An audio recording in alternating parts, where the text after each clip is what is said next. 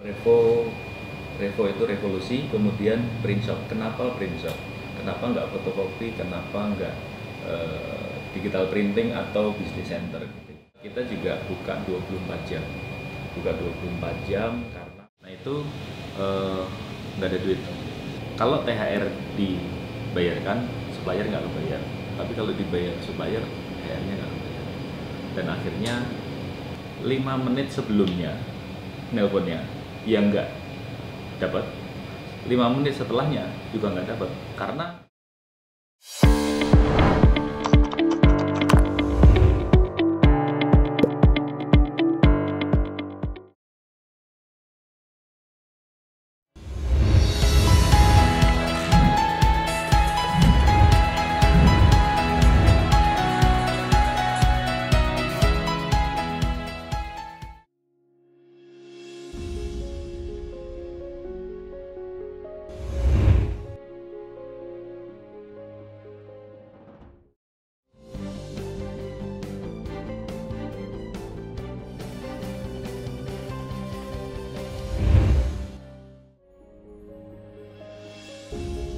kerja ya ada lowongan OB, saya masuk jadi OB di sebuah Memang jadi OB Pak? ya jadi OB di sebuah advertising, dan buat makan nggak cukup gitu ya. Waktu itu sempat juga tuh mau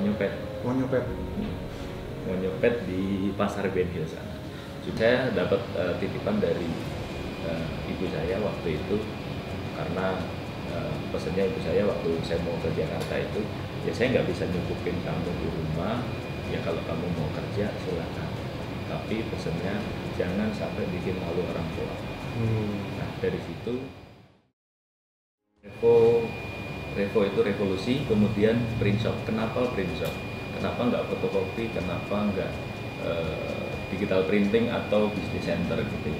Karena saat itu pas di 2005 itu dengan modal yang sangat pas-pasan seperti itu, saya tidak malu kalau mau bilang oh Revo business center, nggak mungkin.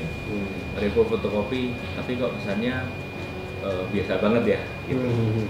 Kalau printing ya nggak tahu kenapa saya kurang serap dengan itu, karena memang saya punya wacana itu kedepannya itu nggak cuma printing aja gitu, jadi keseluruhan. Tapi terinspirasi dari print shop itu dari mana? Nah itu waktu saya di joinan sama teman itu ada customer dari luar negeri yang dia bilang, kamu lagi di mana? Saya lagi di print shop gitu, padahal ini di tempat fotokopi atau tempat ngeprint gitu ya. Tapi boleh juga nih print shop, jadi toko print gitu kan. Dan dari situ saya terinspirasi. Print shop juga itu agak ke Inggris-Inggrisan gitu kan, jadi keren nih. Udah akhirnya saya bikin nama Revo Print Shop. Ya, Revo Print Shop, jadi mungkin lebih mengena. Jadi nggak terlihat biasa aja, tapi juga nggak terlalu berlebihan seperti itu. Jadi akhirnya jadilah Revo Print Shop sampai sekarang. Kemudian kita juga buka 24 jam, karena memang awalnya itu waktu saya di majalah itu sering ya dapat, karena di majalah banyak marketing atau sales kita yang dapat materi iklan itu udah sore, kemudian saya desain sampai tengah malam baru selesai, dan besok pagi harus ngasih ke daminya ke pemasang iklan. Dan di situ terbutuh nih jasa ngeprint 24 jam di mana nih, dan saat itu belum ada gitu. Ada yang 24 jam tapi hanya fotokopi, untuk printnya belum ada. Nah, dari situlah saya berpikiran buka 24 jam. Bukannya kalau buka 24 jam semakin ini ya Pak, cost-nya tambah mahal ya Pak? Betul, memang untuk secara cost dari malam itu agak kurang produktif gitu. Tapi karena saya punya masa lalu yang seperti itu, saya yakin pasti ada yang perlu, ada yang butuh. Tapi memang karena saat itu juga saya nggak punya nilai tambah apa-apa dengan modal yang pas-pasan itu tadi, ya mungkin itu bisa jadi salah satu nilai tambah saya supaya bisa dikenal oleh pelanggan. Seperti itu. Dan akhirnya karena buka 24 jam lumayan bisa dikenal di lingkungan sekitar, kemudian kadang juga ada yang dari jauh-jauh yang kepepet, memang nggak banyak tapi ada aja gitu kan. Dan akhirnya banyak juga kerjaan yang dari luar, dan saat itu nyambung ke 2008 itu sudah ada permintaan dari Jakarta gitu kan, dari Jakarta permintaan untuk jasa print dan fotokopi ini. Akhirnya kita di 2008 itu kita coba tes market di Fatmawati. 2008 berarti selang 3 tahun ya? Selang 3 tahun. Sejak Revo pertama kali berdiri, 3 tahun kemudian di Fatmawati? Ya, di Fatmawati. Itu juga karena ada permintaan dari Jakarta, sekitar Jakarta Selatan gitu ya. Terus yang kedua juga kita pengen buat pijakan aja sebenarnya, buat pijakan, jadi nanti kalau namanya di gang gitu ya, takutnya kalau kenapa-kenapa kita masih ada pijakan satu lagi. Dan ternyata ya melihat jalan gitu ya, jalan, dan akhirnya kita sempat pindah-pindah karena termasuk lumayan berhasil lah gitu ya. Akhirnya kita pindah ke kontrakan yang lebih besar, dan sampai sekarang sih kita udah pindah yang ketiga kalinya. Pindah ketiga kalinya. Kemudian 2014 itu juga kita buka di Bintaro sektor 9 itu juga karena permintaan dari customer sebenarnya. Karena banyak customer kita. Nah, waktu itu di sektor 1 karena tempatnya kecil, di situ penuh ya, meludak. Akhirnya kita mau nggak mau buka di Bintaro sektor 9 karena banyak permintaan di daerah sana. Itu kita buka dengan memaksakan diri dengan apa adanya juga sih sebenarnya, nggak lengkap gitu. Tapi kita coba buka yang penting-penting aja kayak fotokopi, jilid, ngeprint kayak gitu-gitu. Berarti pelan-pelan dilengkapin sambil jalan gitu ya? Ya, dilengkapin sambil jalan. Oh iya. Pak Edi, selama Revo berdiri nih, kira-kira ada nggak momen khusus di mana momen tersebut nggak mungkin bisa dilupakan sama Pak Edi, Pak? Ada dua kali yang membuat saya tuh selalu ingat gitu ya. Itu waktu awal-awal Revo juga gitu ya, masih belum banyak orang. Itu momennya dua-duanya pas mau lebaran. Pas mau lebaran itu kurang sekitar 2 mingguan kali ya. Nah itu nggak ada duitnya hanya cukup buat bayar supplier atau bayar THR. Jadi karyawannya belum banyak waktu itu. Kalau THR dibayarkan, supplier nggak kebayar. Tapi kalau dibayar supplier, THR-nya nggak kebayar. Dan akhirnya saya nggak bayarin dua-duanya, gitu. Dan untuk apa uang itu? Uangnya untuk bikin billboard. Billboardnya itu terbuat dari triplek 5 mili sama spanduk flexi. Dulu masih mahal, sekitar 125-an kalau nggak salah ya. Billboard toko maksudnya ya? Billboard toko, ya.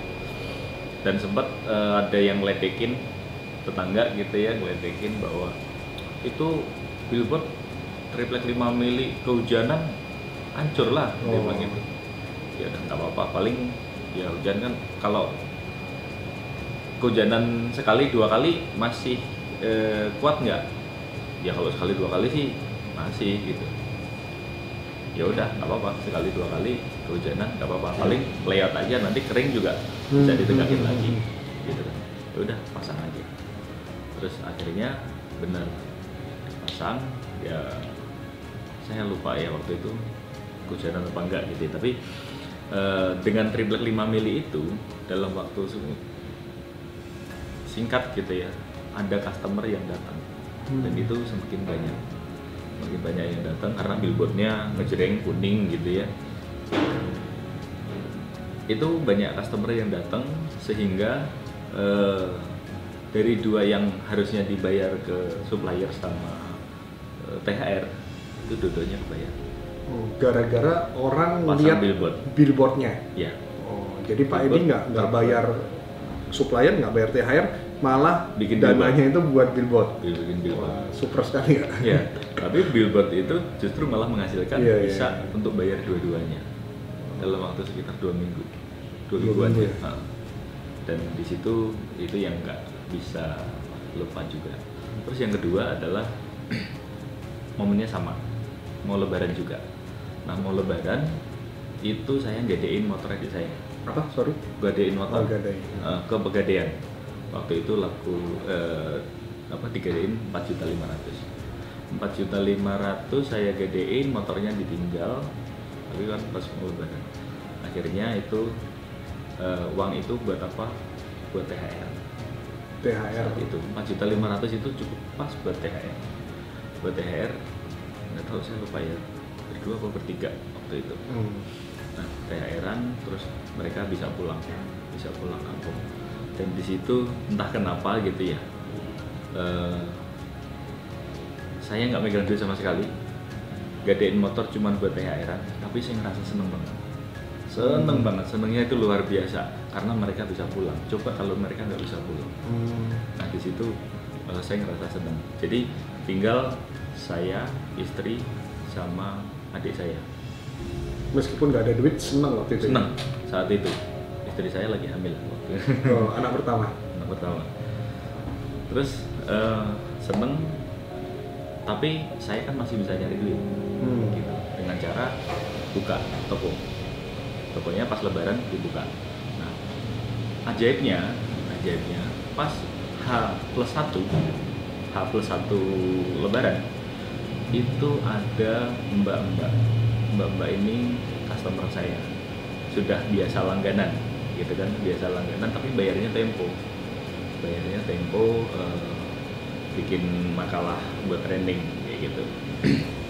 Nah, mbak ini datang nyapa saya gitu pas lagi ngiket iklan. Nah waktu itu iklannya itu triplek, sisa triplek itu sekitar 60 cm kali ya 1,5 meter lah, di print pakai print inkjet, ditempel-tempel kayak gitu, dipasang di tiang listrik. Nah saat itu lagi ngiket itu, jadi kalau buka dipasang di sana, tapi kalau tutup di dalemin, karena kalau hujanan luntur. Gitu.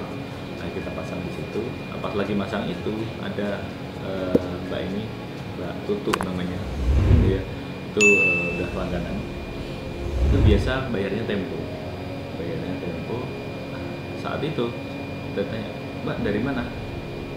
Mau ke Mas Edi? Gitu. Lu nggak pulang kampung? Enggak, ini malah ada kerjaan gitu. Ada kerjaan, tapi nggak bawa apa-apa, cuman bawa tas. Kita nggak bawa apa-apa, tapi yaudah masuk Mbak, gitu kan. Begitu udah masuk ke dalam toko, mau cetak apa Mbak? Mau cetak buku katanya, cuman bawa flash disk. Yeah. Cuma bawa flash disk ke begitu dicek, ternyata banyak. Ternyata banyak. Lah, emang nggak ada hari lain kok mau cetak sekarang gitu? Wah, ini mau dipakai di Cina, gitu. Huawei waktu itu. Mau dipakai di Cina H+5. H+5 harus udah jadi sampai ke Cina.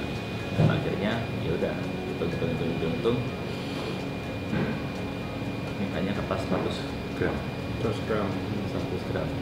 Stok 80 gram aja saya nggak ada, apalagi 100 gram. Dan itu setelah hitung-hitung itu totalnya lumayan banyak. Fotokopi aja 17 jutaan. 17 jutaan fotokopi aja itu. 17 juta fotokopi sama jilid.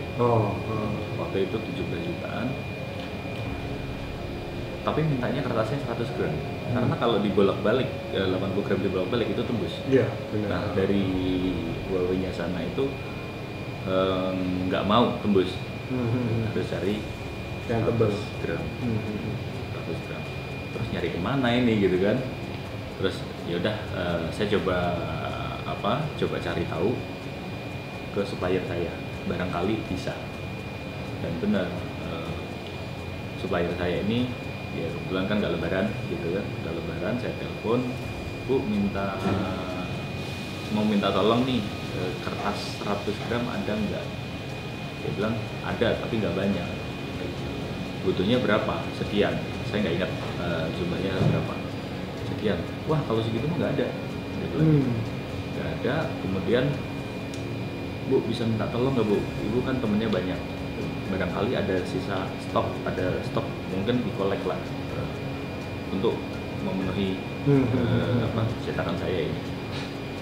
Terus akhirnya coba saya usahain. Saya agak-agak maksa memang gitu kan. Coba deh tolong diusahain Bu, kalau 80 gram banyak. Nah 80 gram dia nggak mau, saya bilang gitu ya, terpaksa nanti kalau ada 80 gram, kalau nggak ada gitu, tapi adanya 100 gram coba dicariin. Ternyata dia bilang dia nelpon ke Margono Paper itu yang dulu megang Paper One 100 gram, dan di sana itu telepon, katanya si sales manajernya yang angkat teleponnya, telepon kantor. Sales manajernya yang angkat minta tolong dikirimin kertas ini urgent, banyak begini. Dan ternyata bisa dianterin sendiri sama si sales manajernya itu ke supplier saya itu, sama supplier itu diantar ke Revo dan diantar sendiri semua bosnya gitu kan. Ketika kita memikirkan orang lain, Allah, Tuhan itu akan memikirkan kita. Saya percaya itu. Oke Pak, Revo itu kan sudah besar sampai sekarang Pak. Nah, kira-kira Pak, ada nggak visi kedepannya seperti apa? Revo ini bakal dibawa sampai di mana? Bisa di-sharingkan nggak ke kita Pak? Ya. Kelebihan Revo dibandingin print shop lainnya itu apa? Kok orang akhirnya senang milih Revo itu kenapa?